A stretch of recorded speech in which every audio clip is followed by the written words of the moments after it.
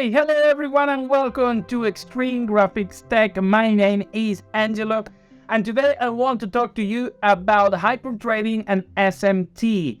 And why do I want to talk about this very old thing that probably everybody knows? And well, the reason is because a couple of days ago I published a video building a very, an affordable gaming PC for $400 using used parts. When I made that video, there was a question in my head every time I was benchmarking or testing a game.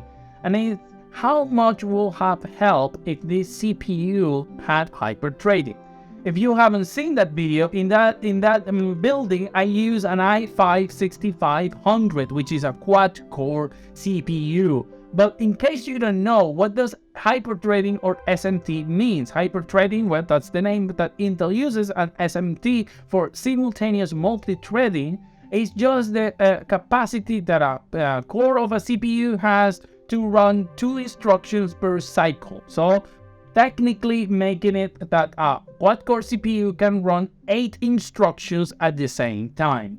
So this sounds for many like super good and well, I have double the performance if that's the case, but not really, because there is a lot of reasons and implications. You are not going to double your performance because both instructions are using the same cache. Obviously you are not going to have same speed for everything that is running, and some instructions cannot be run on the hyperthreading or SMT second instruction cycle and so on, because they depend on another instruction going first. So there is a lot of reason, but depending on the application and how well optimized, you can get up to 70% performance, like for example video rendering, 3D rendering.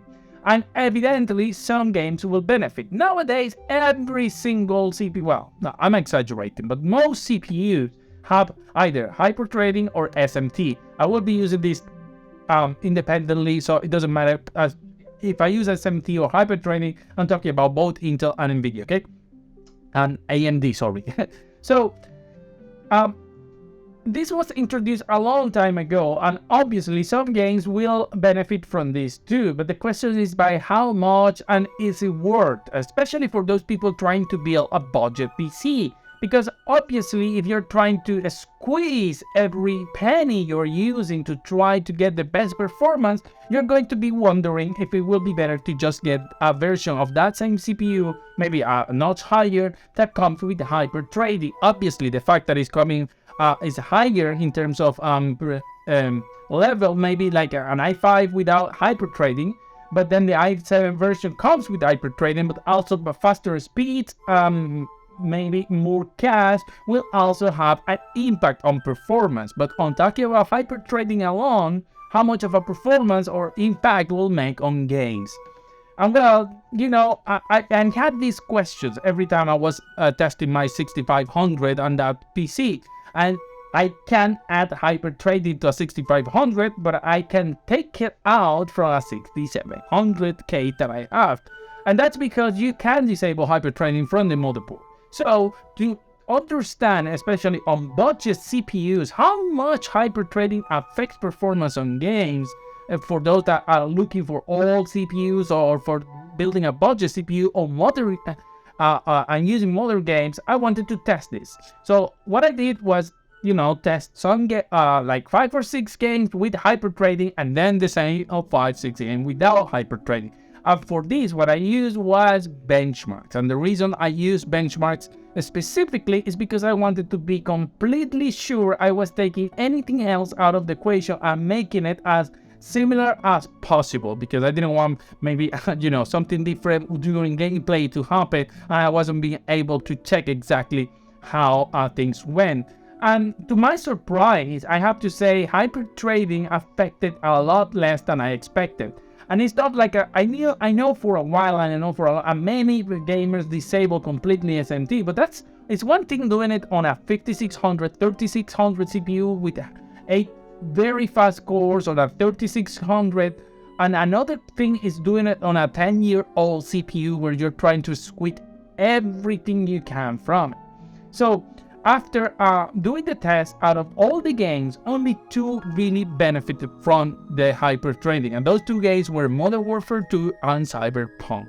The rest of the games didn't benefit anything at all, maybe 1 or 2%, and I will call that in the margin of error. And if you're thinking, well, yeah, maybe the average wasn't that different, but I'm sure the 1% lows they were not hidden. Yes, I was surprised by that because I thought that was going to be the biggest difference I was going to see was a better 1%. But no, not even that. I didn't see any difference at all between hyperthreading or no hyperthreading, even on a 6700 CPU, a quad-core CPU.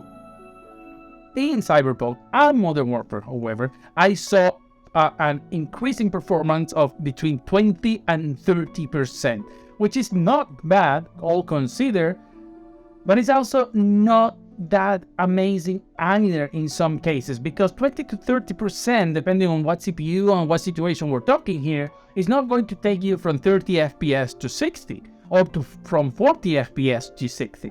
It could maybe take you from 50 to 60, if that's the case, but not more than that, which is good. Don't get me wrong, and I know that for a fact here because I made sure that the GPU was not the limiting factor, but it's not going to change your life. And considering that sometimes going from the CPU we use for that build cost $20, if we go to the next CPU with hyperthreading, it will cost you around 60, which is 3 times the cost of the CPU.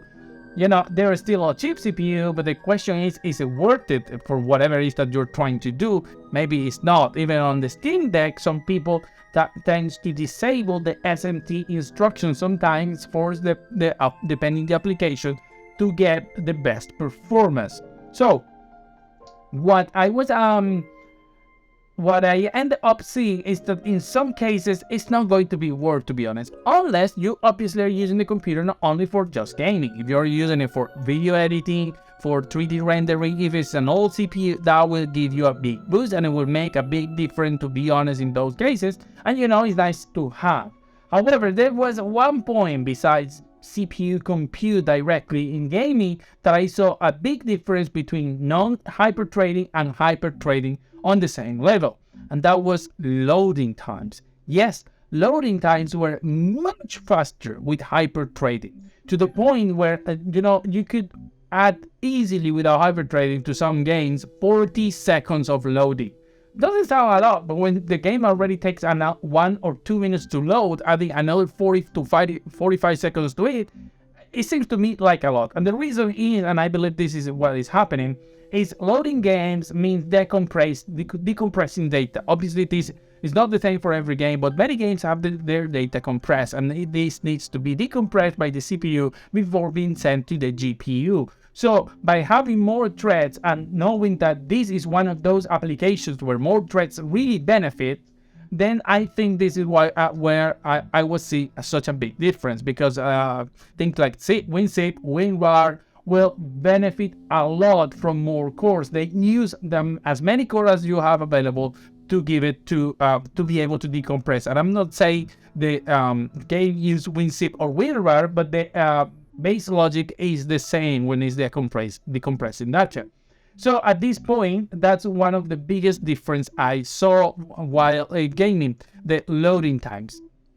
So this brings the question, was it because both games were decompressing data, or was it because by having more threads, Windows benefit and also allow or liberate more cores to be used for the game, which can be another reason. Remember, you still have Windows running on the background with hundreds of services, competing for some CPU power. So having more threads allows some of those services to end first and so on, and maybe giving them more space to breathe to the actual game. But as I saw, some games do benefit and others don't. A majority seems to not really benefit even on CPU constrained situation.